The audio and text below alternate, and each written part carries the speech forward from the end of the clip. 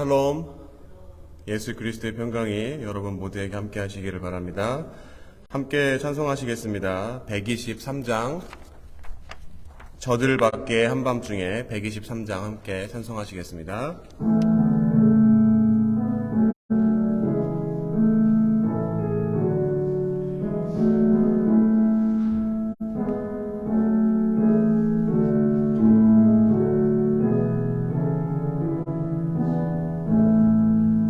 저들 밖에 한밤중에 양틈에 자던 목자들 천사들이 전하여 준 주나신 소식 들었네. 노엘 노엘 노엘 노엘 이스라엘 왕이 나셨네. 저 동방에 별 하나가 이상한 빛을 비추어 이 땅 위에 큰 영광이 나타날 징조 보였네. 노엘 노엘 노엘 노엘 이스라엘 왕이 나셨네. 그 한 별이 베들레헴 향하여 바로 가더니 아기 예수 누신 집 그 위에 오자 멈췄네. 노엘 노엘 노엘 노엘 이스라엘 왕이 나셨네. 저 동방에 박사들이 새 아기 보고 절하고 그 보배 앞 다 열어서 세 가지 예물 드렸네. 노엘 노엘 노엘 노엘 이스라엘 왕이 나셨네.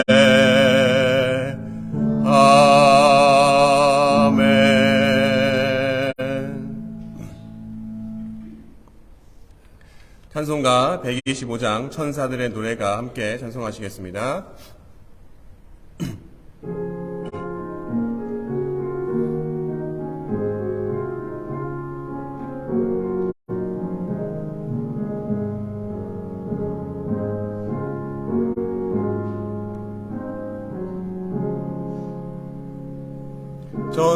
천사들의 노래가 하늘에서 들리니 산과 들이 기뻐서 메아리 쳐 울린다.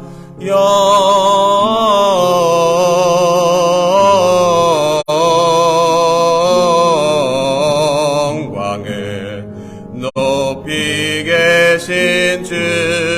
주께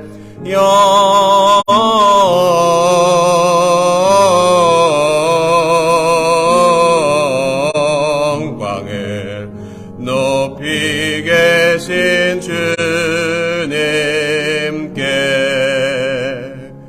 한밤중에 목자들 양떼들을 지킬 때 아름다운 노래가 청아하게 들린다.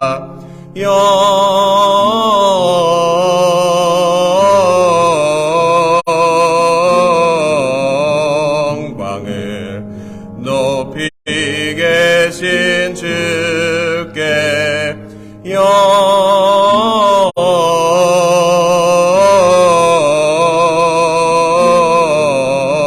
영광을 높이 계신 주님께 베들레헴 달려가 나시의 나귀 예수께 그러 경배합시다. 탄생하신 아기께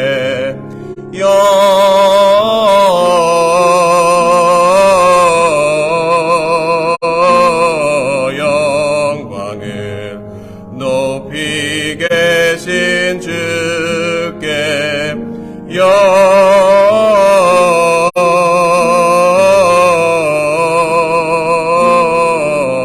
영광을 높이 계신 주님께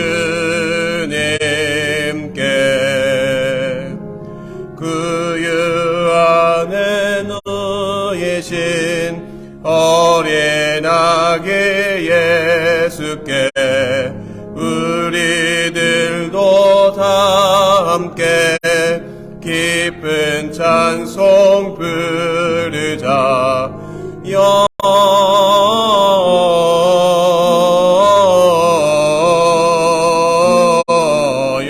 영광을 높이 계신 주께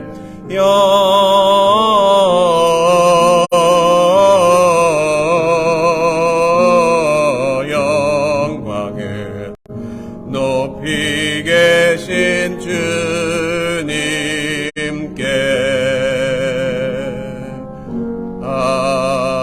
아멘. 모든 영광을 주님께 돌리길 원합니다. 이 시간 예배를 위해서 우리를 대표해서 서재호 부교님 기도해 주시겠습니다.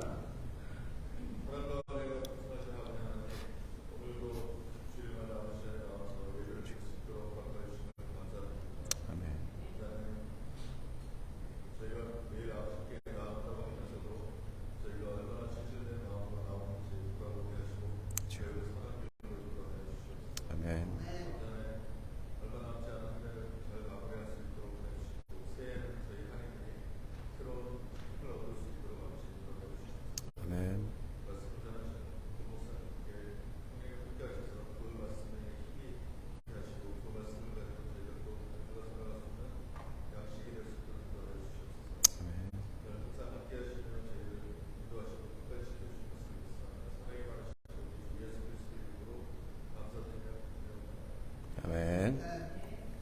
오늘 말씀 함께 보겠습니다. 마태복음 1장 18절부터 25절입니다. 한 목소리로 합독하시겠습니다. 예수 그리스도의 나심은 이러하니라. 그의 어머니 마리아가 요셉과 약혼하고 동거하기 전에 성령으로 잉태된 것이 나타났더니 그의 남편 요셉은 의로운 사람이라 그를 드러내지 아니하고 가만히 끊고자 하여 이 일을 생각할 때에 주의 사자가 현명하여 이르되 다윗의 자손 요셉아 내 아내 마리아 데려오기를 무서워하지 말라. 그에게 잉태된 자는 성령으로 된 것이라. 아들을 낳으리니 이름을 예수라 하라. 이는 그가 자기 백성을 그들의 죄에서 구원할 자이심이라 하니라. 이 모든 일이 된 것은 주께서 선지자로 하신 말씀을 이루려 하심이니 이르시되 보라 처녀가 잉태하여 아들을 낳을 것이요 그의 이름은 임마누엘이라 하리라 하셨으니 이를 번역한즉 하나님이 우리와 함께 계시다 함이라. 요셉이 잠에서 깨어 일어나 주의 사자의 분부대로 행하여 그의 아내를 데려왔으나 아들을 낳기까지 동침하지 아니하더니 나음의 이름을 예수라 하니라. 아멘. 이 시간 왜 요셉인가라는 말씀의 제목으로 권우상 목사님이 말씀 전해주시겠습니다.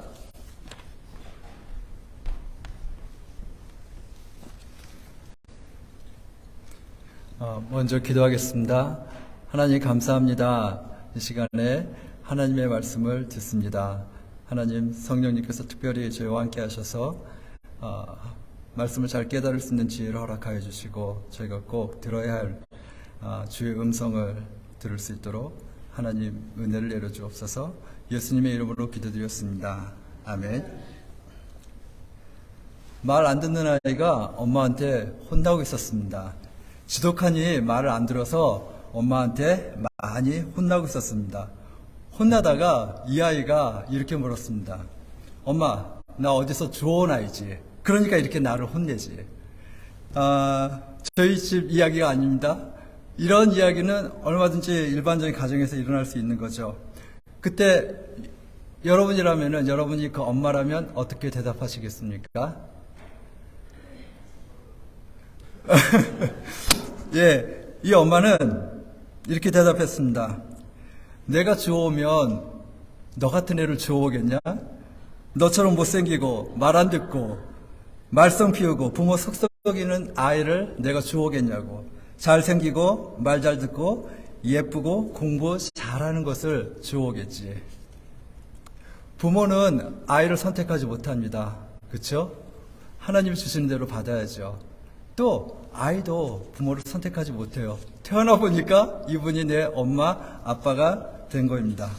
만약에 선택할 수 있다면 어떻겠습니까? 더 좋은 사회가 되겠습니까? 아니면 반대가 되겠습니까? 반대가 될 것 같아요. 그렇죠? 반대가 될 것 같아요. 이상한 사회가 될 것 같습니다. 이상한 사회가 되고 왜 그럴까요? 왜냐하면 우리의 선택적인 안목이 굉장히 제한되어 있고 그리고 왜곡되어 있기 때문입니다. 잘났으나 못났으나 고슴도치 같은 사랑이 있기 때문에 그나마 우리의 사회와 우리의 가정이 지금처럼 유지된다고 믿습니다. 우리는 그렇게 불완전해요. 우리가 고르고 내 남편, 내 아내 살다 보니까 아이고 이런 사람이었는데 여전히 우리의 선택은 제한적이잖아요. 그러나 하나님은 어떠실까요? 하나님은 완전하고 하나님은 선택하심에 오류가 없으신 분이십니다. 하나님의 커다라신 구원 계획을 가지시고 이제 성자 예수님을 이 땅에 보내시는데 하나님께서 찾지 않으셨겠습니까? 누가 이 성자 예수의 이 땅의 육신의 아빠와 육신의 엄마가 될까? 그리고 하나님은 선택했습니다. 여러분들이 잘 아시는 대로 마리아와 요셉입니다. 땅에서 난 아들이 아니라 하늘에서 난 아들이 되기 위해서 이 땅에 죄가 들어오게 한 첫 번째 아담이 아니라 새로운 인류를 구성할 두 번째 아담이 되시기 위해 아담의 원죄를 가지고 태어나지 않는 흠없는 하나님의 어린 양이 되기 위해 예수님은 처녀의 몸에서 탄생하셔야 했습니다. 그 처녀를 찾기 위해서 하나님이 선택하실 때 아무렇게나 몸을 돌보지 않고 굴리는 여자를 찾지 않으셨겠죠. 반대로 너무 자기 중심적이라서 자기밖에 모르는 여자를 찾지 않으셨을 것입니다. 하나님이 약혼한 처녀로서 주의 여종이니 말씀대로 제게 이루어지이다 하고 고백하는 마리아와 같은 여인을 찾으셨죠. 그래서 마리아가 선택됐다고 저는 믿습니다. 근데 이 시간은 마리아가 아니라 요셉에 대해서 이야기를 하고자 합니다. 근데 왜 요셉일까요? 요셉은 마리아 때문에 저절로 엮여서 하나님 앞에 예수님의 이 땅의 아버지로 선택이 되었을까요? 오늘 본문에서 하나님께서 요셉을 이 땅의 아버지로 선택하신 이유를 조금 엿보고자 합니다. 첫 번째, 하나님께서 요셉을 선택하신 이유, 그것은 하나님 약속의 성취를 위한 것입니다. It's not about Joseph, it's about God's promise. 마리아의 임신을 인간적으로 생각한 요셉은 혼돈에 빠졌습니다. 아니, 어떻게 마리아가 임신을 했지? 그리고 조용히 그 약혼한 관계를 끊으려고 생각했습니다. 그때 주의 천사가 요셉에게 현몽하여서 말했습니다. 오늘 읽으셨던 20절 말씀입니다. 이 일을 생각할 때 주의 사자가 현몽하여 이르되 다윗의 자손 요셉아, 여기까지만 읽을게요. 다윗의 자손 요셉아, 그냥 요셉아 하고 부르는 것이 아니라 일부러 다윗의 자손 요셉아 하고 부르고 계십니다. 사실 마태복음 1장을 읽어보시면 이 다윗의 자손이라는 게 굉장히 여러 번 반복되고 강조되고 있습니다. 마태복음 1장 1절에 보시면은 아브라함과 다윗의 자손 예수 그리스도의 계보, 족보라 그렇게 하면서 마태복음이 시작되고 있습니다. 그런데 원어 성경이나 영어 성경을 보시면은 좀 순서가 바뀌어 있습니다. 아브라함과 다윗의 자손 예수의 계보라. 우리 한글 성경은 그렇게 되어 있지만 영어 성경은 또는 원어 성경은 다윗과 아브라함의 자손 예수 그리스도의 족보다라고 말씀하고 있습니다. 성경에서 나오는 이름의 순서는 의미가 있습니다. 사도행전을 읽어보시다 보면은 맨 처음에는 바나바와 사울 그렇게 동역자로 선교 여행을 시작했는데 어느 순간에 보니까 순서가 바뀌어요. 바울과 바나바. 왜 그런지 아십니까? 그 선교 여행의 주도권이 점점 바뀌고 있기 때문입니다. 브리스가와 아굴라, 성경에 나오는 헌신적인 부부거든요. 근데 보통 죄송합니다만 남자 이름을 먼저 쓰고 여자 이름을 나중에 쓰거든요. 근데 이 부부는 브리스길라와 아굴라. 왜 그럴까요? 둘 다 헌신되어 있지만은 이 브리스길라, 이 여자의 헌신이 더 하나님 앞에 앞섰고 그 다음에 더 어쨌든 두각을 나타내는 미니스트리를 했기 때문에 그렇습니다. 이렇게 다윗과 아브라함의 자손, 예수님은 다윗의 자손이라는 것을 마태는 맨 처음 시작하면서부터 그것을 강조하고 있습니다. 또 족보를 계속 보시다 보면은 17절에 보시면 아브라함으로부터 다윗까지 14대, 14대라는 거죠. 그리고 다윗부터 바벨론 포로로 잡혀갈 때까지 또 14대. 그리고 바벨론 포로로부터 다시 요셉까지 14대. 계속 다윗. 계속 다윗을 반복하고 있고 그 14라는 숫자 아시죠? 14라는 숫자는 사실 다윗의 숫자입니다.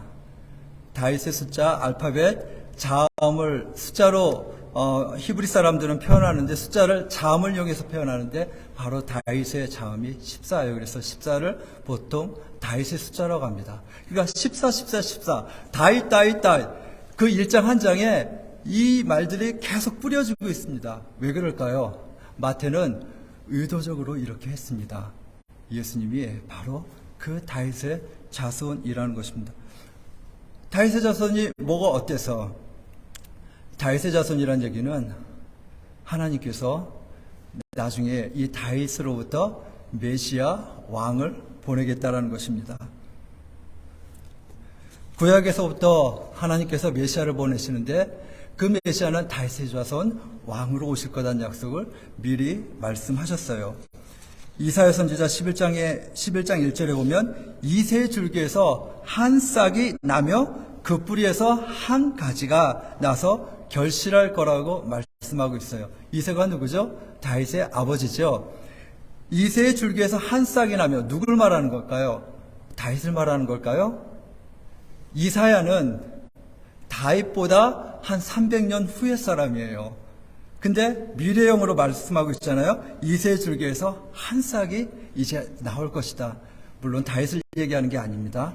그 다윗의 줄기에서 한 메시아가 나타날 거란 이야기죠. 하나님은 다윗이 살아있을 때 다윗에게 한 가지 언약을 했습니다. 그것을 우리는 다윗의 언약이라고 하는데 사무엘하 7장 말씀해 보시면 12절에 내가 내 수완이 차서 내 조상들과 함께 누울 때에 내가 내 몸에서 내 씨를 내 뒤에 세워 그의 나라를 견고하게 하리라. 그리고 나는 그의 나라 왕위를 영원히 견고하게 하리라. 하나님이 그런 약속을 주셨어요. 이해되십니까? 하나님이 다윗에게 약속을 주셨는데 너의 후손으로 나라를 내가 견고하게 하겠다. 단순히 견고할 뿐 아니라 그 나라는 영원할 것이다. 그런 약속을 주셨어요. 그 후손이 누구를 얘기하는 걸까요? 솔로몬 때 나라가 견고해지긴 했어요. 굉장히 확장됐죠. 그러나 at the same time 솔로몬 후반부에 나라가 부패했죠. 솔로몬이 부패했기 때문에. 그러면서 나라가 두동강 남과북으로 쪼개졌어요. 당연히 이 하나님이 다윗에게 약속한 그 후손은 솔로몬이 아닙니다. 바로 예수 그리스도. 이미 벌써 이스라엘 민족은 다윗 이후에 BC 586년에 바벨론에게 멸망당했어요. 견고하지 않았죠. 그 나라는 멸망당했습니다. 그럼 영원하다는 그 나라는 도대체 무슨 나라를 얘기합니까? 그 나라는 바로 메시아 그리스도로 말미암아 이루어지는 하나님의 나라. 그 하나님의 나라가 영원히 견고하게 될 그런 말씀이라는 것이죠. 하나님은 하나님이 하신 약속에 대해서 열심을 가지세요. 그리고 하나님은 시건하지 않으신다고 했고 하나님이 약속하신 것은 꼭 지키신다고 말씀하고 있습니다. 물론 그 기간은 누구도 몰라요. 그게 1년이 될지 10년이 될지 100년이 될지 어쩌면 1000년이 될지 다윗부터 예수님까지는 1000년의 시간 사이가 있습니다. 모릅니다. 그러나 한 가지 분명한 건 하나님께서는 하나님이 하신 약속을 절대로 잊지 않으시고 그 약속을 반드시 이루신다는 사실이에요. 22절에 보시면 오늘 본문 이 모든 일이 된 것은 주께서 선지자로 하신 말씀을 이루려 하심이니 이르시되 이 모든 일 처녀 잉태 그리고 요셉의 선택 다윗의 자손 요셉 선택 이 모든 일들 베들레헴으로 가는 일 이 모든 것들이 전부 다 구약에서 예언이 됐어요. 그리고 기가 막히게 그게 예수 그리스도 안에서 그 약속이 이루어지게 되는 것을 보게 되는 것입니다. 그 어느 누구라 해도 예수님의 이 땅의 아버지는 다윗의 자손이어야 됐어요. 아무리 훌륭하고 아무리 멋진 그런 그릇이라도 그 사람이 만약에 다윗의 자손이 아니었다면 하나님은 절대로 그를 예수 그리스도의 이 땅의 아버지로 세우지 않았을 것입니다. 그래서 일단 요셉이 선택이 되었습니다. 그렇다고 요셉이 다윗의 자손이기 때문에 그거 한 가지만으로 요셉을 선택한 건 아닙니다. 요셉의 성품을 고려하지 않을 수 없습니다. 두 번째, 요셉의 성품입니다. 왜 요셉입니까? 요셉의 성품. 오늘 본문 19절에 보시면 그의 남편 요셉은 의로운 사람이라 그를 드러내지 아니하고 가만히 끊고자 하여 그러면서 요셉의 행동이 좀 이어지고 있죠. 요셉은 의로운 사람이라. 이 말이 저는 많이 궁금했어요. 의로운 사람? 도대체 어떤 사람을 말하는 것일까? 여러분들 요셉이 어떤 사람인 것 같아요? 그냥 의로운 사람 어떤 걸 말하는 것 같습니까? 오늘 본문 보시면은 요셉의 몇 가지 행동이 보이잖아요. 약혼했어요, 마리아하고. 근데 마리아가 아기를 가진 사실을 발견했어요. 자기 때문이 아니었어요. 혼란이 됐겠죠. 배신감도 느꼈겠죠. 그런데 요셉이 어떻게 했죠?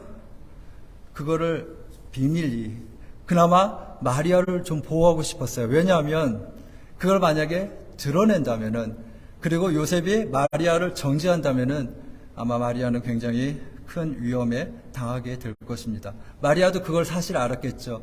그러면서도 하나님의 명령을 받아들였으니 마리아의 믿음이 대단한 것입니다. 한데 요셉이 의로운 사람이다. 여러분들 이 어떤 사람을 얘기하는 것 같습니까? 요셉이 도대체 어떤 사람이라는 걸까요? 실제로 로마서 3장 10절에서는 기록된 바 의인은 없나니 하나도 없다라고 성경에서 선포하고 있거든요.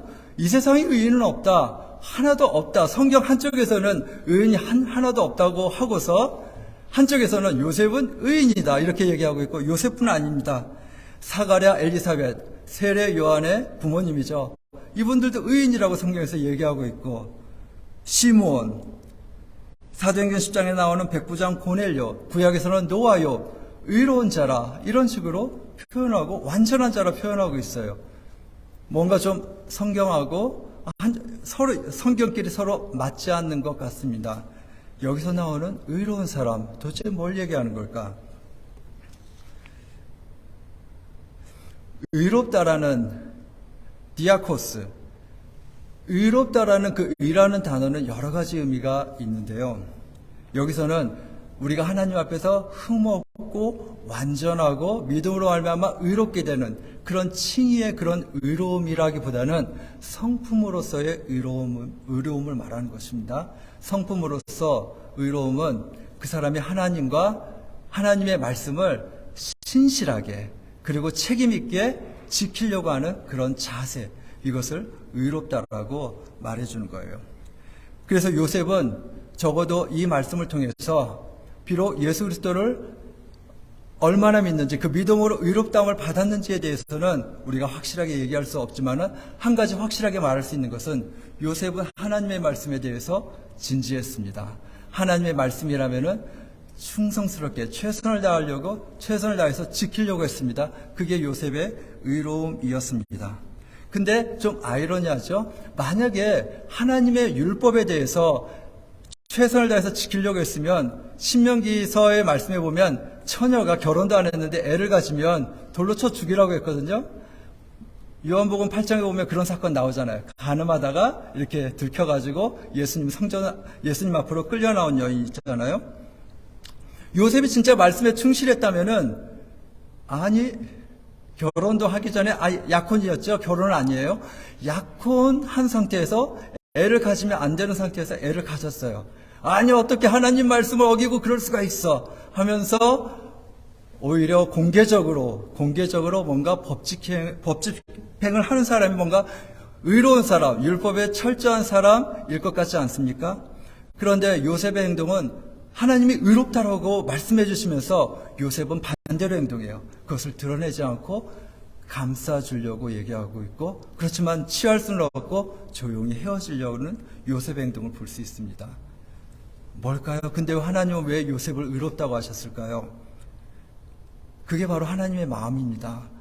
하나님이 이스라엘 백성들에게 율법을 주신 것은 문자적으로 그걸 지키면서 사람을 죽이라고 하는 게 아니라 율법의 정신을 가지고서 그 율법을 지키라고 하는 것입니다. 안 좋은 예가 바로 바리새인이죠. 그래서 예수님한테 바리새인들은 많이 혼났잖아요.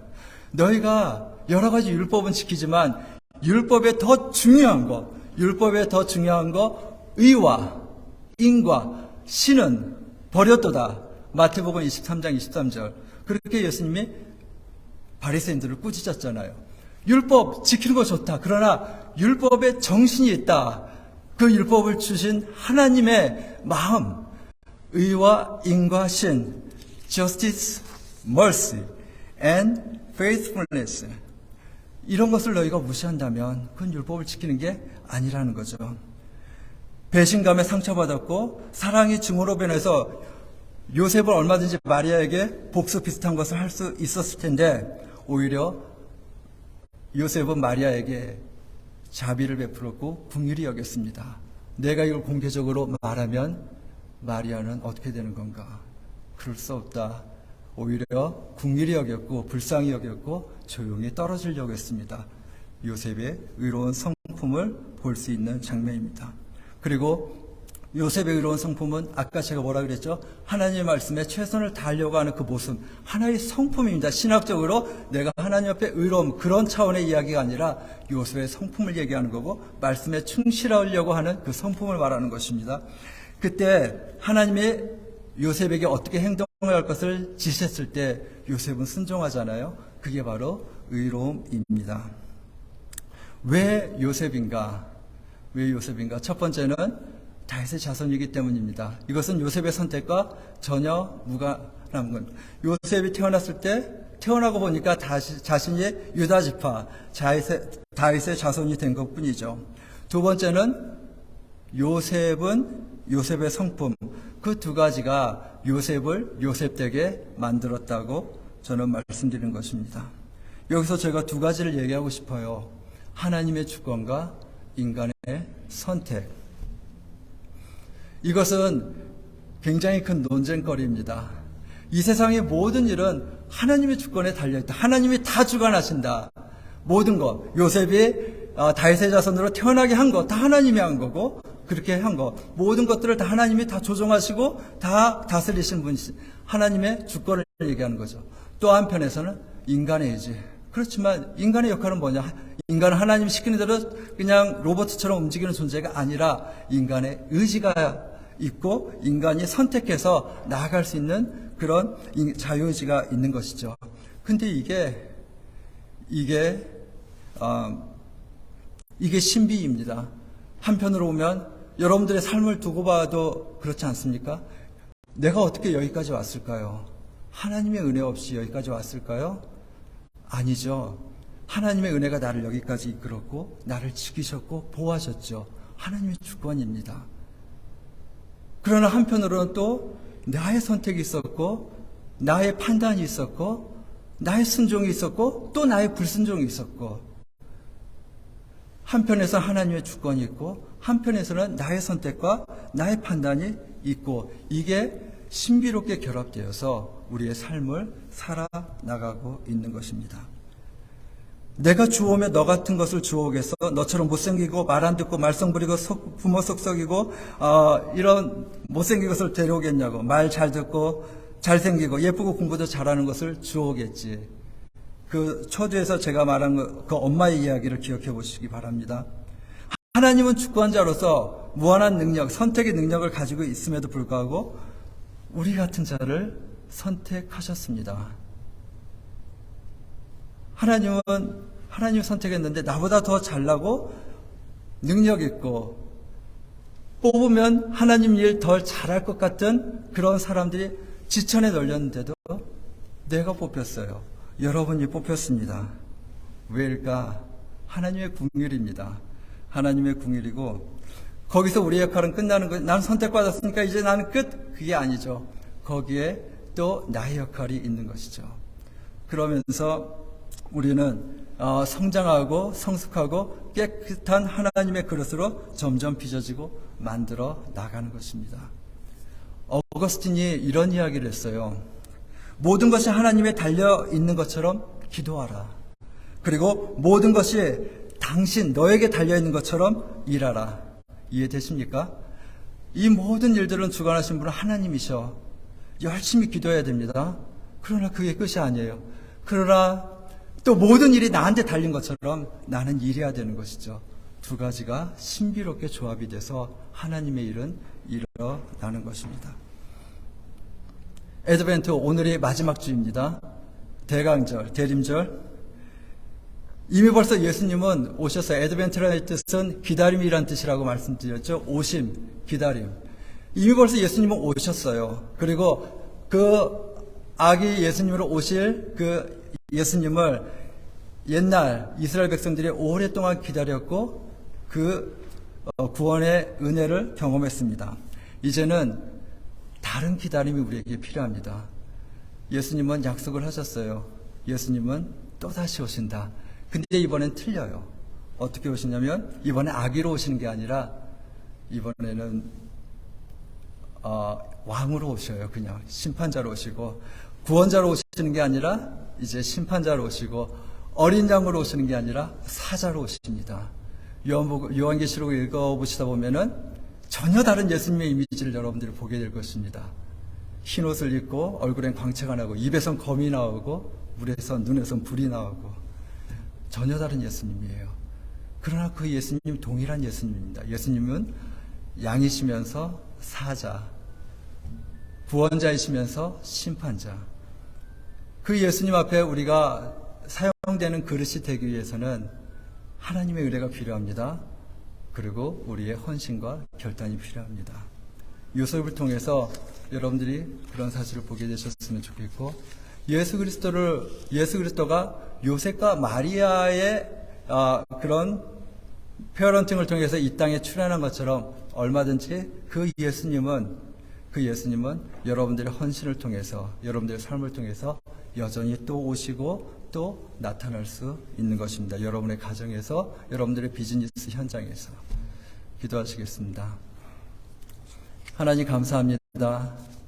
이 시간에 우리가 성탄으로 오신 주님을 생각하면서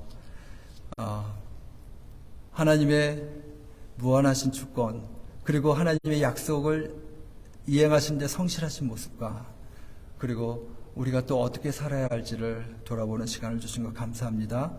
저희를 사용하시고 늘 하나님 앞에 의지하면서도 저에게 주어진 삶 최선을 다해서 살아갈 수 있도록 인도하여 주옵소서. 예수님의 이름으로 기도드렸습니다. 아멘. 주기도문 하시겠습니다. 하늘에 계신 우리 아버지여, 이름이 거룩히 여김을 받으시오며 나라의 마하시며 뜻이 하늘에서 이룬 것 같이 땅에서도 이루어지이다. 오늘날 우리에게 일용할 양식을 주옵시고, 우리가 우리에게 죄진 자를 사하여 준 것 같이 우리의 죄를 사하여 주옵시고, 우리를 시험에 들게 하지 마옵시고 다만 악에서 쏘옵소서. 대개 나라와 권세와 영광이 아버지께 영원히 있사옵나이다. 아멘.